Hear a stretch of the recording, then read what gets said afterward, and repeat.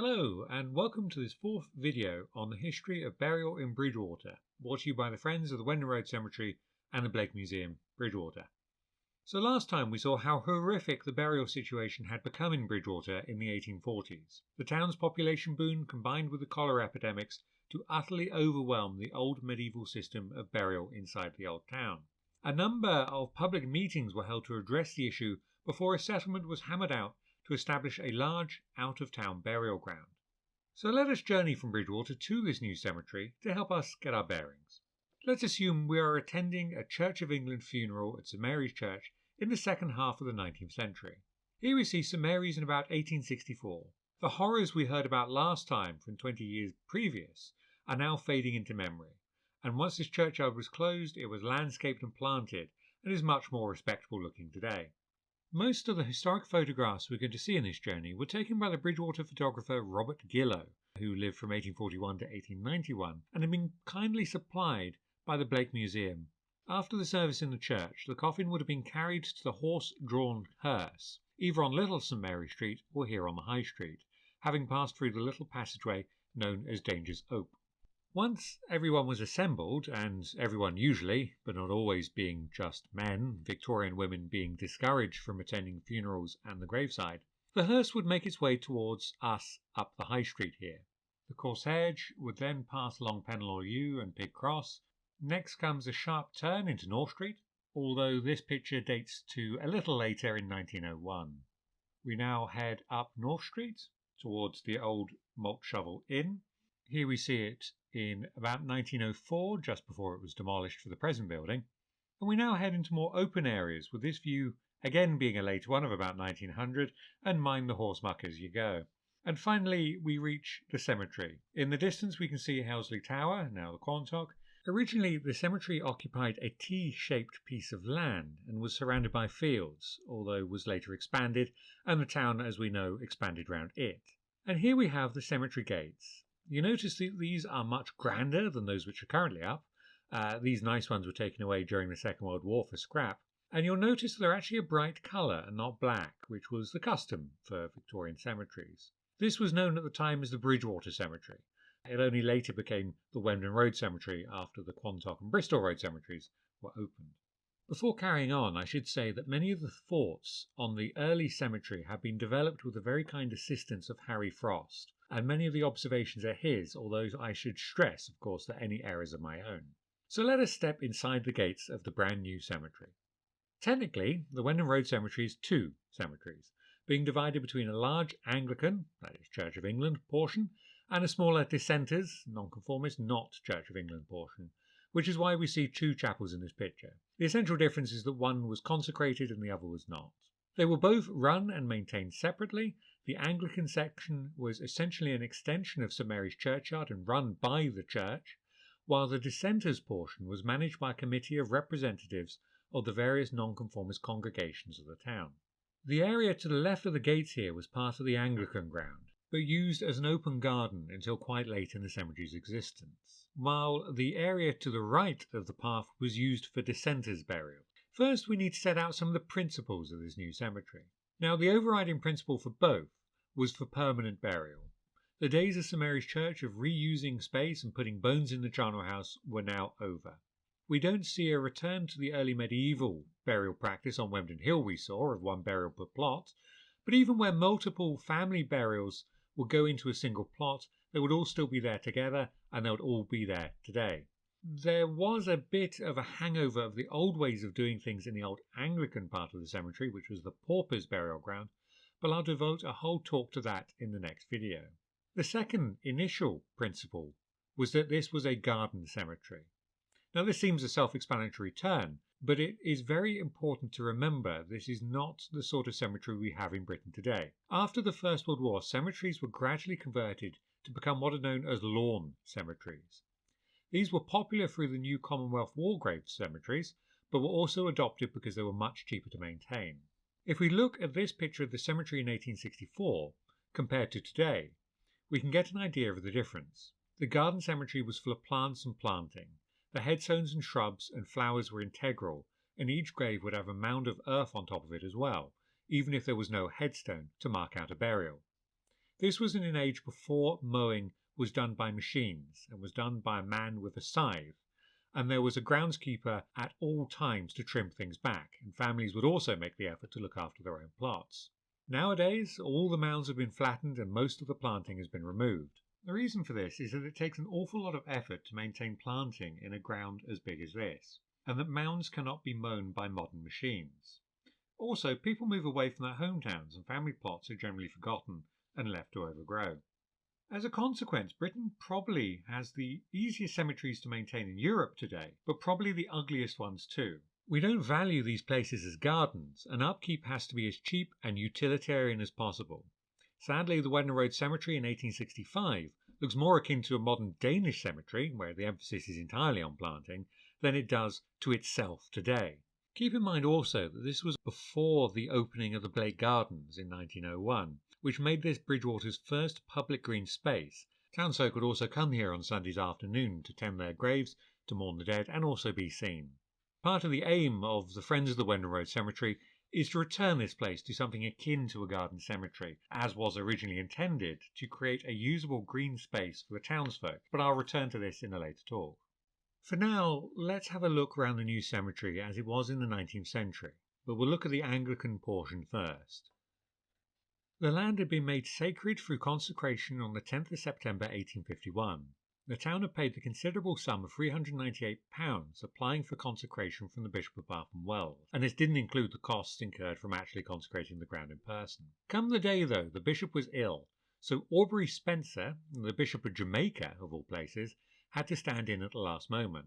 A service was held in St Mary's Church, then a grand procession came to the cemetery, led by the boys of Dr Morgan's grammar school, followed by the Mayor and Council of Bridgewater, and finally the Bishop and clergy behind.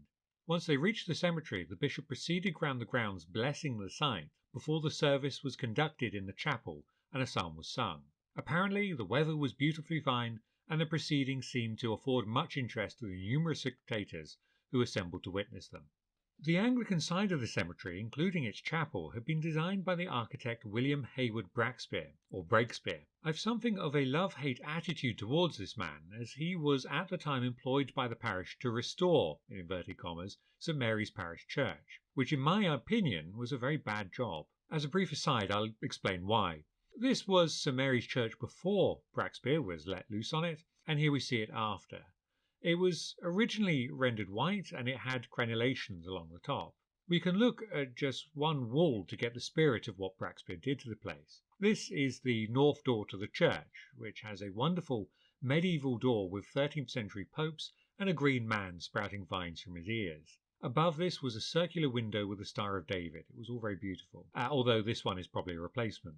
Well, Breakspear took this medieval original and decided he could do better. He added all these extra bits, all this fluffy stuff. In short, he overcomplicated it. Basically, he took what was a very clean piece of medieval design and made it an over-rich Victorian cake. Breakspear even wanted to pull down the beautiful medieval spire, but the madman was fortunately stopped in the process. Don't get me wrong, I love St Mary's Church, and we can't change it back. Breakspear's interventions have a charm of their own, but it still isn't how the church originally was. And apologies, this is all a bit of a tangent. It's worth keeping in mind that although Breakspear garbled St Mary's Church, his work in the cemetery was actually a triumph. When left to his own devices, rather than, say, butchering something old, he did a fantastic job. The cemetery chapel, for example, was a wonderfully interesting building and a glorious piece of design. Built on an octagonal footprint with a door to enter on one side and then another to exit on the other, the lower half took its inspiration from octagonal cathedral chapter houses, while the lantern spire on the roof took its inspiration from the abbot's kitchen at Glastonbury. If this chapel had survived the 20th century, it would be a real architectural treasure today. Sadly, Breakspear still overdid it, of course. In 1853, the contractor Abraham Squibbs complained to the parish council that he was having a devil of a time making the chapel watertight, as the roof was so complicated. To the side of the chapel was the groundsman's lodge, which would have had a stove to keep him warm in colder days, and where he could keep his tools when he was not using them. We can see from the rest of Breakspear's original drawings that the ground was to be carefully laid out into rows, with large spaces between for planting, benches, and it would all be surrounded by vibrant evergreen planting, flowing from the thinking of the cemetery planning of John Claudius Loudon, who had inspired such schemes throughout the country. The ground was divided into sections, which were graded, the most expensive plots being by the chapel, and it got cheaper the further away you went. This picture of the cemetery chapel shows only about 6 or 7 graves in this select part of St Mary's section of the cemetery. This is about 1864, like all those Gillow pictures we saw earlier. Here we see memorials to members of the wealthy Gilbert, Rick, Richard and Axford families. Harry Frost has researched the horizontal white tomb slab in the foreground on the right there, which was probably the most recent addition to the cemetery at the time this photograph was taken. It records the life of Harriet Marshall, whose early death at 27 years of age in 1864 coincided with the birth of her surviving son. Her husband, the Reverend Francis Cotton Marshall, was for a short time the curate of St Mary's and a former master of the Bridgewater Grammar School. Reverend Marshall was never to remarry, and he returned to his native Cambridgeshire and became a curate of Holy Trinity, Cambridge, and a chaplain at Addenbrooke's Hospital there, retiring to Teignmouth where he died at the age of 77. After being parted in life for over 45 years, his body was returned to Bridgewater to lay alongside that of his wife in 1910. If we now turn to the Dissenters Section, their chapel was a little more conventional, having been designed by Robert Down, a Bridgewater architect, and was built in around 1859. This was built as a gabled rectangle in red Wembdon sandstone. It was an ample inside, and below the floor of the chapel were built 12 vaults, 8 small and 4 large. Sadly, few pictures survive of this building when it was in good condition. In this photograph we see the Dissenters Section in 1864. The gravedigger, presumably in his working clothes, is respectfully out of sight, but the lady tending a grave in the middle distance stands to attention in her bonnet and spotless pinafore for the photographer. We can see on the right-hand side an open grave. This is the vault of the Parsons family. This seems to have been open at the time of the photograph to receive the body of Typhosa, and apologies if I'm mispronouncing that, Tryphosa Adequate Parsons, who died 3rd November 1864, aged just 19 years. The other memorial to draw your attention to is this one at the back, in memory of the Edwards family. John Edwards was a coach builder of West Street and had buried 2 babies in the Wesleyan burial ground on Albert Street. John, aged 2 years and 4 months in 1848, and John Jeffrey, aged 6 months in 1855. When a third died in 1858, Sarah Jane, aged 1 year and 7 months, he was refused the right to bury her there as he had fallen into dispute with the Wesleyan congregation. Outraged, John bought a new plot here in the new cemetery and had his 2 other children dug up and reburied. He then sold the plot in the Wesleyan ground, second hand as it were.